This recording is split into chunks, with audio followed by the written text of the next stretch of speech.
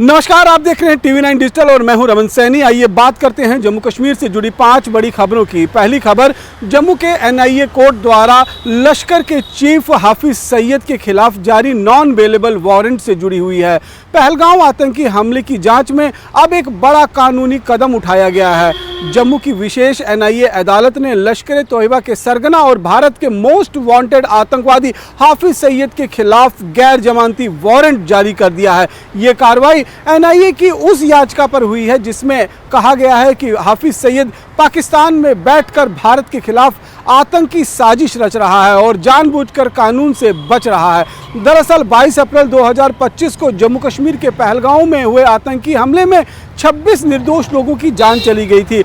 इस हमले में पूरे देश को झकझोर दिया था। एनआईए की जांच में ये सामने आया है कि इस हमले की साजिश पाकिस्तान में रची गई थी और इसका मास्टरमाइंड हाफिज सईद था। जांच एजेंसियों ने हाल ही में अपनी एक पहले चार्जशीट में भी हाफिज सईद का नाम आरोपी के तौर पर शामिल किया है।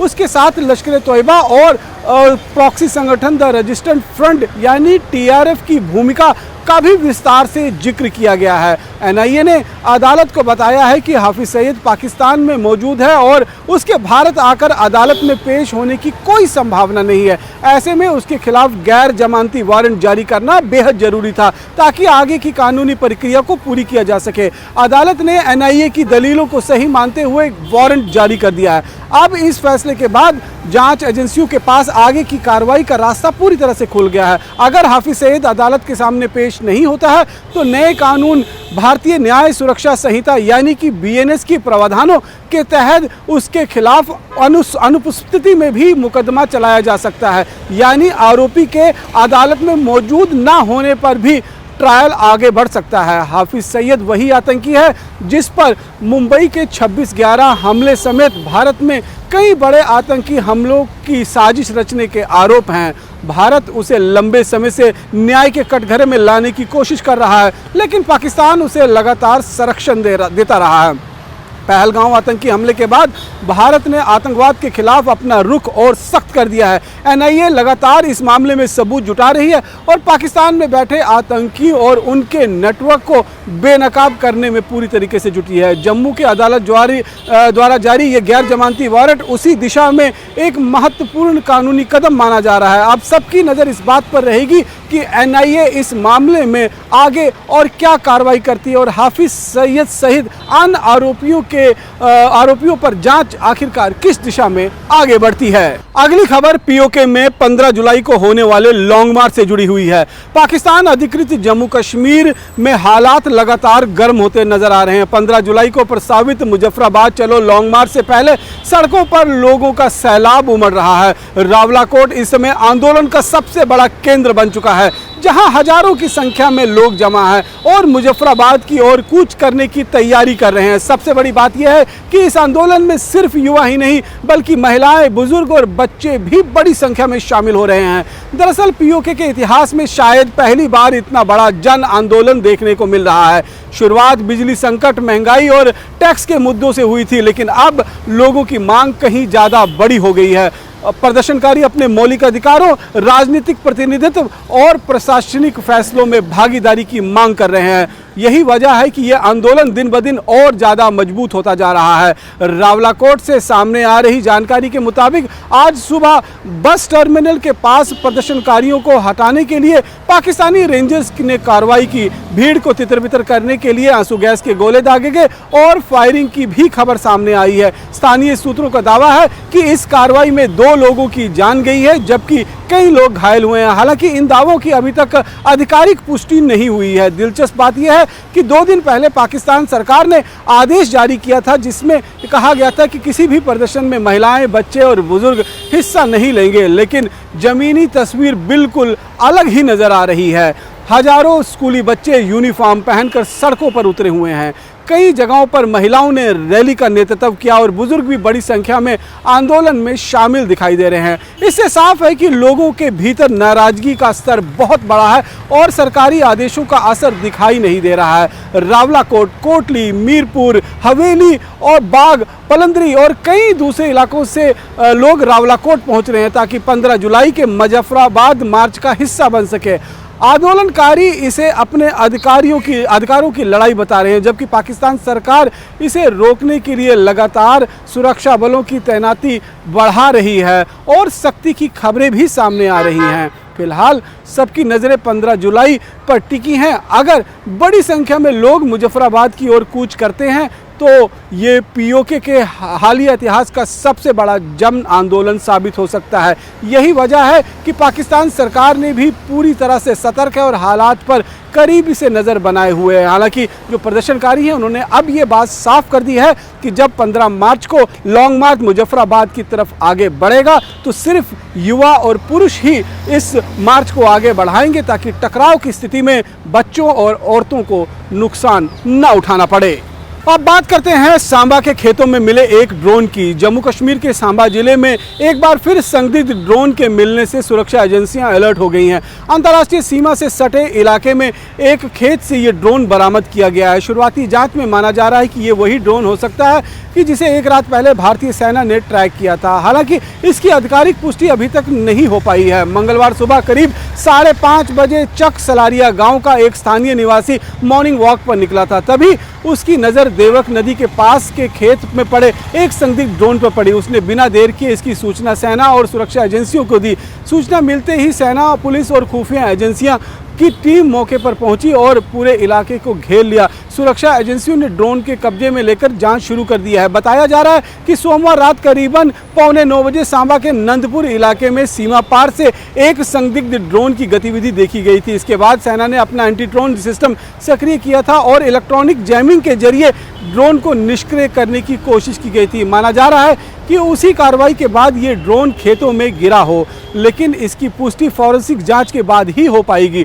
लेकिन ड्रोन को तकनीकी और फॉरेंसिक जांच के लिए भेज दिया गया है। जांच में ये पता लगाया जाएगा कि ड्रोन कहां से आया था, इसमें क्या कुछ सामान था और इसका मकसद था, और साथ में इसके अंदर लगे कैमरे में क्या कुछ रिकॉर्डिंग की गई है। साथ ही ये भी देखा जाएगा कि कहीं इसका इस्तेमाल हथियार, नशीले पदार्थ या फिर किसी अन्य संदिग्ध गतिविधि के लिए तो नहीं किया जाना था। इस घटना के बाद अंतर्राष्ट्रीय सीमा के साथ लगे इलाकों में सुरक्षा बढ़ा दी गई है। सेना और अन्य सुरक्षा एजेंसियां लगातार आसपास के इलाके में तलाशी अभियान चला रही हैं ताकि किसी भी तरह के खतरे को सफलतापूर्वक रोका जा सके। सीमा पार से ड्रोन के जरिए घुसपैठ और नशीले पदार्थ को भेजना की घटनाएं पहले भी सामने आ चुकी हैं। ऐसे में सांबा में मिले ये संदिग्ध ड्रोन संदिग्ध सुरक्षा एजेंसियों के लिए एक गंभीर मामला माना जा रहा है। अब सबकी नज़रें फॉरेंसिक जांच की रिपोर्ट पर हैं, जिससे इस रिपोर्ट की इस ड्रोन के असली कहानी जो है वो सामने निकल कर आ पाएगी। अगली खबर माता वैष्णो देवी के दरबार में मिले 500 करोड़ रुपए की नकली चांदी से जुड़ी हुई है। वैष्णो देवी मंदिर में श्रद्धालुओं की ओर से चढ़ाई गई चांदी को लेकर सामने आया कथित 550 करोड़ का मामला अब एक बार फिर चर्चा में आ गया है। इस मामले में जम्मू की अदालत ने बड़ा कदम उठाया है। कोर्ट ने क्राइम ब्रांच के अधिकारी को पूरे रिकॉर्ड के साथ तलब किया है। अगली सुनवाई 29 जुलाई को तय की गई है। दरअसल ये मामला माता वैष्णो देवी के भवन में वर्षों से चढ़ाई गई श्रद्धालुओं द्वारा चढ़ाई गई चांदी से जुड़ा हुआ है। शिकायत में ये कहा गया है कि बड़ी मात्रा में जमा चांदी में गड़बड़ी हुई है और शुद्ध चांदी की जगह दूसरे धातु का इस्तेमाल वहां किया गया है। शिकायतकर्ता का दावा है कि इससे पूरे मामले की कीमत करीबन 550 करोड़ रुपए है और इसकी निष्पक्ष जांच होना बेहद ज़्यादा जरूरी है। इस मामले में क्राइम ब्रांच ने पहले अदालत में एक स्टेटस रिपोर्ट दाखिल की थी, लेकिन शिकायतकर्ता ने उस रिपोर्ट पर आपत्ति दर्ज जताई और उसका कहना है कि सिर्फ शिकायत को आगे भेज देना काफ़ी नहीं है।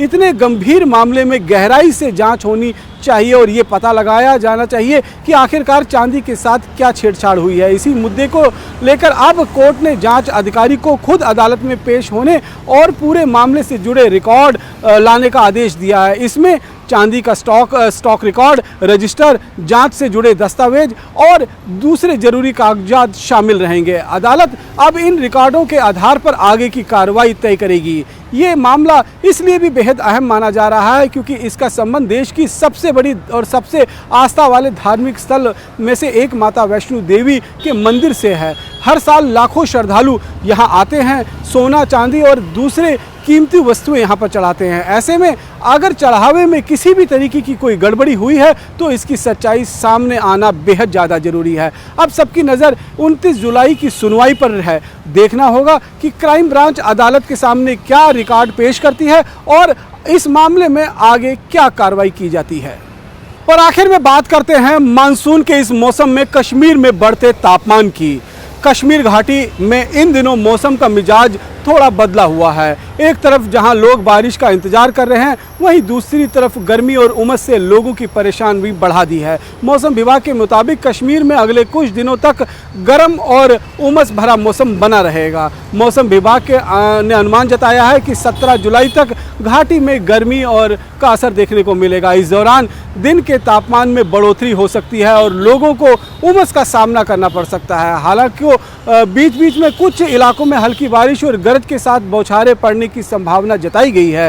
मौसम विभाग के अधिकारियों का कहना है कि जम्मू कश्मीर के कुछ हिस्सों में स्थानीय स्तर पर बारिश हो सकती है, लेकिन अभी बड़े स्तर पर राहत की उम्मीद नहीं है। खासतौर पर दोपहर के समय में गर्मी ज़्यादा महसूस की जाएगी।